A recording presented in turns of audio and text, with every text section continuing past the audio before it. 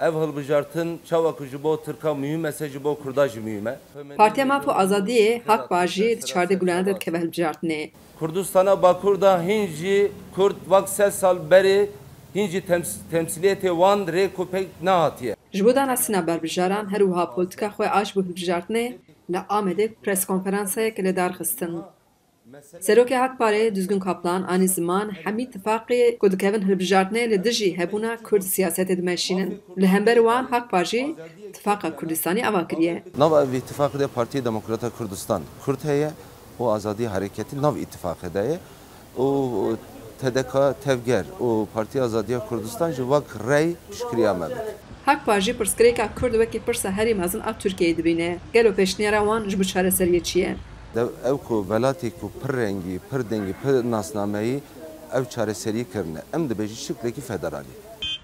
Serokê Hakparê Düzgün Kaplan dibêje ne HDP, ne Partiya Çepa Kesk, ne jî Hüdapar, ne Partiyên Kurdistanî ne. Yani HDP zaten bu kadar bece ezne partiye ki Kurd. Yani insan dikare bir bece ji Kurda denk digre. Gelek partiye AK Partici denk digre. Hüdapar partiye yani bingehüji gelek Kurd hene navda hassasiyeti van İslami zedetir peştayı. Ne meseleyi Kurd. Em musadene. Yani em nikarın bu becen avana partiye ki rastlıcı Kurdu Kurdistanî ne.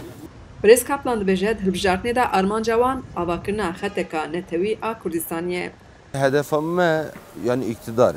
Baber bike benda heftacı derbas kirine. Le em siyaseteki realist dimeşin. Ez dibêjin dengek nispet. Yani em 500,000 anj milyonek dengek nispet derke ve xetteki netewî ji Kurdistana Bakur'da hediye çebe. Gelo hilbijartina Serokkomariyê de Hakpar piştgiriya kîjan nemzedê dike. Serokê Hakparê wiha bersiv da. Em dibêjin çareserkirina meseleyê Kurda tu heviyek ji me van nîne, vana ji me vak rey hesab dikin. Em dibêjin dengê xwe nedin tu namzetê komarî. Êjayê gotineye ku nûnerên partiyên siyasî roja yekşemê di kanala TRT de propagandaya xwe kirin. Cîgirê Serokê Hakparê jî Arîf Sevinç yek ji wan siyasetvanan bû ku gotara xwe pêşkêş kir.